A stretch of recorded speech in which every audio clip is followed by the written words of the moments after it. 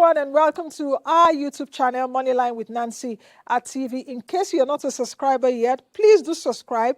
Just press the subscribe button as well as turn on the notification bell so that you can get notifications when we upload our videos. Don't also forget to subscribe and join, follow, like our other social media platforms. Of course, you're seeing it right about now.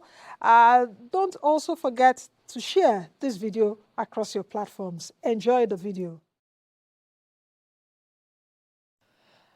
Adenike Adeyemi is the Chief Executive Officer at the Faith Foundation. We're looking at the state of entrepreneurship in Nigeria. Welcome to you, Adenike, and good to see you.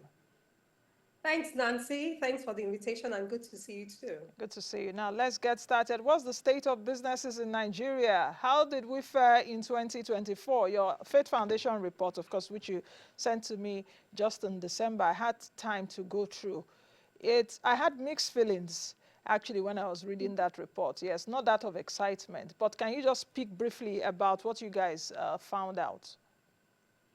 Fantastic. Thanks again, Nancy. So we launched our State of Entrepreneurship in Nigeria report for 2024. And what we've done over the last 4 years was to look at how the entrepreneurship ecosystem is in Nigeria. We do this research across the 36 states and the Federal Capital Territory. We interview over 10,000 micro, small, and medium enterprises. And I have to say, in person, these are not just digital areas.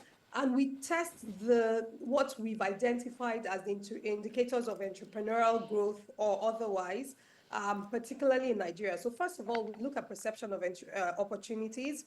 The second thing we look at is around innovation and digital technology adoption. We look at business performance. We look at skills acquisition, particularly in terms of entrepreneurship skills. And then just like your last panel, we look at enabling business environment and what that then does on the impact on business growth and performance generally. So to answer your question, in this last year, based on the way we've designed our indicators, overall, we saw a dip between 2023 and 2024. So out of a scale of, 0 to 10, our entrepreneurship index in Nigeria declined to 0.46.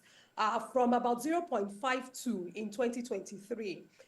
What we saw, generally speaking, was around lower business growth rates, fewer job creation, and really just persistent challenges being faced by entrepreneurs. And entrepreneurs face challenges typically, but there were particular two that came up a bit more stronger in the last year than we had seen it in the last 5 years. And I'm happy to delve into that in a bit more detail. Yes, just please delve into that very quickly. And I would like you to also speak about the business bet rates, because like I mentioned, when I read your report, my mixed feelings came as a result of between 2023 and 2024, more businesses died.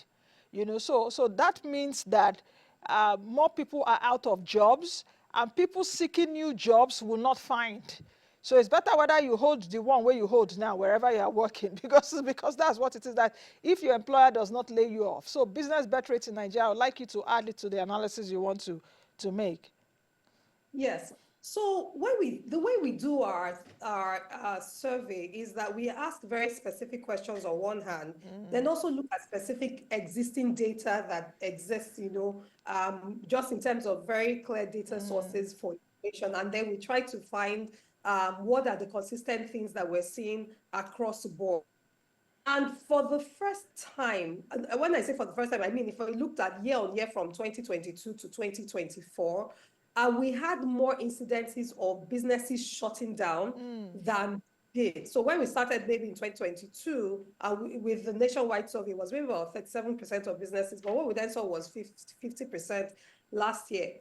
Now, again, this is not strange. It wasn't a strange thing for us. If you look at the general macroeconomic environment, things around security was a major challenge, even more increasingly for businesses. And this was businesses operating across the geopolitical zones, particularly even in sectors that, there's some form of logistic trade movement with that.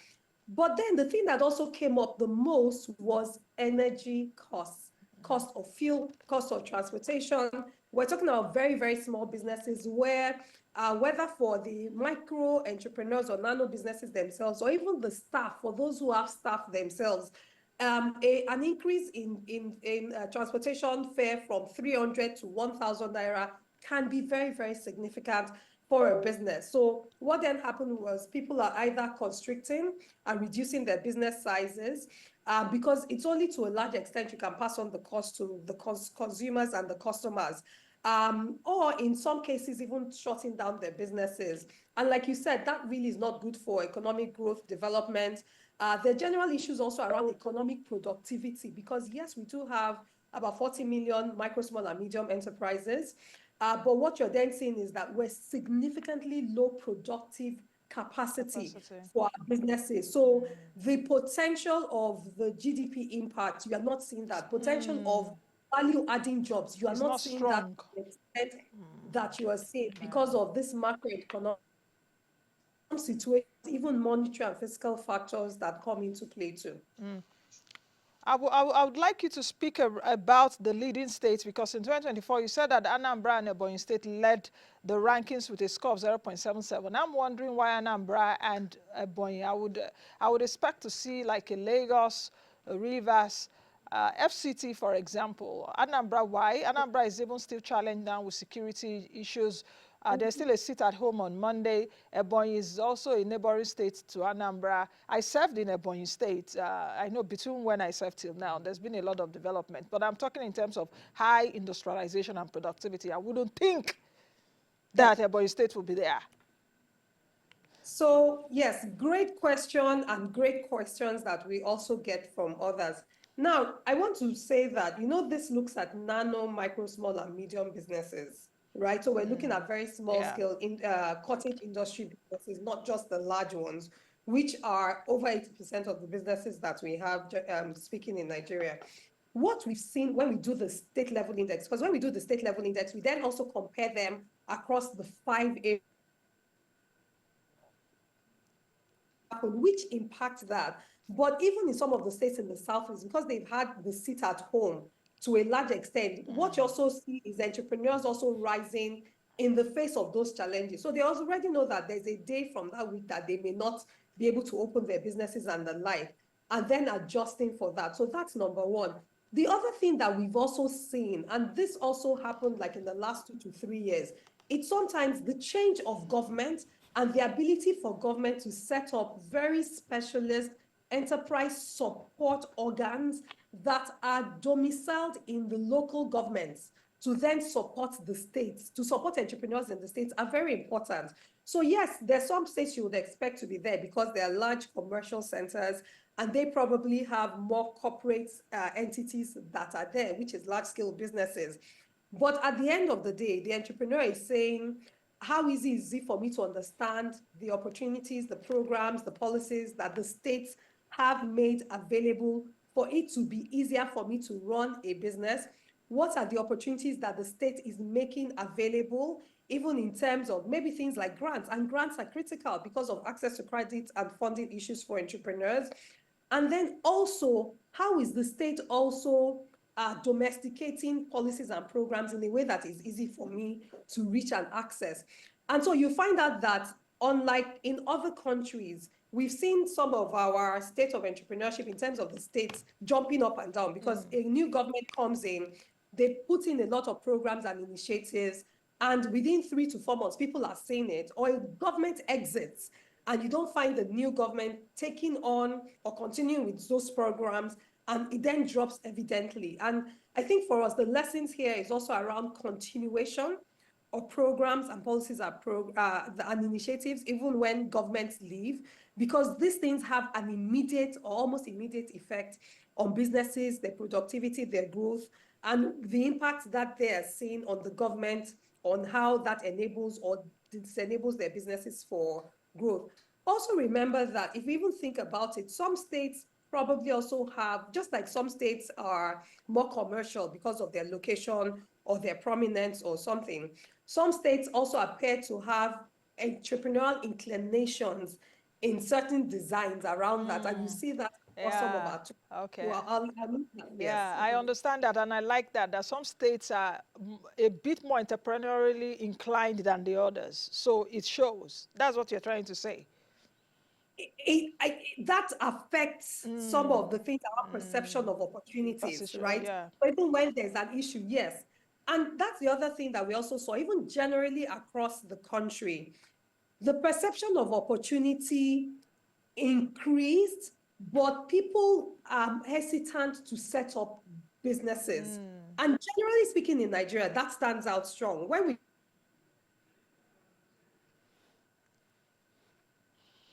Okay, seems the network is playing tricks on us there. Hello, Nika, can you still hear me? Are you still there? Okay, it's the network is freezing on us, but we're looking at the state of entrepreneurship in Nigeria, and just like Nika was saying, Adenike Adeyemi is the chief executive officer at Faith Foundation, and they did release a report in December, just a few weeks ago. Is Nika back? Can you hear me, Nika? Okay, okay. While we're still trying to reconnect with her, the organization is saying that in 2024, and in fact, that was even my next question, talking about female-led businesses, that 63% of female-led businesses reported growth. You would say that that is positive, but the downside of it is that 63% of female-led businesses reported growth from 74% in 2023. Nika, are you back? Thank you for joining us again. The I'm back. network, yes. So I was just saying that in your report, you said that 63% of female-led businesses reported growth, but it's a downside from 74% in 2023. You know, so I would Yes. like you to comment on that. Then the other area which I also wanted you to comment on, which was you were actually commenting on it earlier, but let me take it to this other part, which is you mentioned that a lower share of entrepreneurs acquired skills relative to the previous year, which is about 38%. So, what kind of skills were they acquiring? And our young people, perhaps it's also young people acquiring skills, because in this your report also you mentioned that innovation and technology, the youths are in that space more. But Yeah. yeah, but acquiring skills just about 38%. What are we looking for? We're all looking for money. It's a hustle economy. Nobody want do the hard work, both soft and hard Yes. skills. Yes. Yes, so I'll speak on the gender question first of all. The good thing we saw was that there was an increase in female-led businesses, and the highest we've seen in the last 4 years, so 48%. And I think that that really should really be commended, where we're seeing a lot more women going into entrepreneurship. I mean, women are half of the country, and so that really is something that should be encouraged. Now, in terms of business growth, again, to your point, so Nika, can you hear when me? we I'm still hearing you. Yes, go ahead.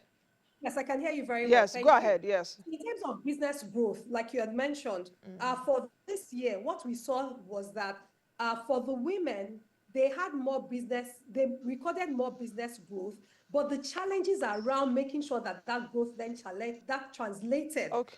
to entrepreneurial productivity was then a challenge as its own. And so some of the things for us was around, even if you look at access to credit, female-led businesses, particularly nano and micro businesses, also still face significant challenges in accessing, whether it's commercial credit and the like. Most of the financing accessed by female-led nano and micro businesses are usually grants, which are there, they're increasing, but they're not at the scale as it should be. Okay. And so how do we put a better gender lens to ensure that we have more women, Okay. who are able to access finance? And we're actually excited about this credit corp that has been created, and we hope that we see some aspects of that Okay. even in. Just quickly answer the other question on skills while we Yes, end. And is this your report? Perhaps you're taking a look at sending it to HM Jumoke, Dr. yes. Jumoke Oduwole, because she would need this report to read it actually. So Dr. Jumoke Odewale, the Honorable Minister for Industry, Trade and Investment, has a report. In Okay, fact, she good. was at when we launched the report, Okay. and it's a very consensual. She actually said that she would use a lot of those insights in terms of their programming and strategies, and also because MSME sits under their ministry. But in terms of skills, and that's why let's now go into the entrepreneurs themselves, because we've talked about the environment, the government, and everything. At the end of the day, one of the things that we also came up from the entrepreneurs is that if you're looking to run a productive business that grows from nano to micro to small, you also as a business also has to take on that responsibility to take on the knowledge that will help you decrease the chances of failure. Or failure. So responsibility in the Yeah. ecosystem, but there's also responsibility Responsibility in on the your path. I yes. think we'll end it at that. Thank you, Nika, for talking with me. Let's talk again soon. We'll chat later. So have a lovely day. Thank you for joining Thank us. you.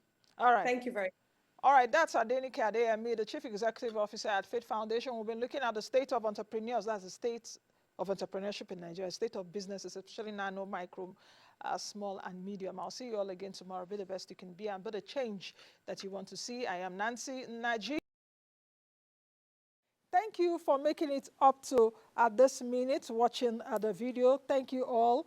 Don't forget to subscribe to our YouTube channel, Moneyline with Nancy TV. Like, follow all our other social media platforms where we keep you up to speed with fantastic interviews, as well as markets, personal finance, business, and economy information. This is the best place to be. I'll see you all again in the next video.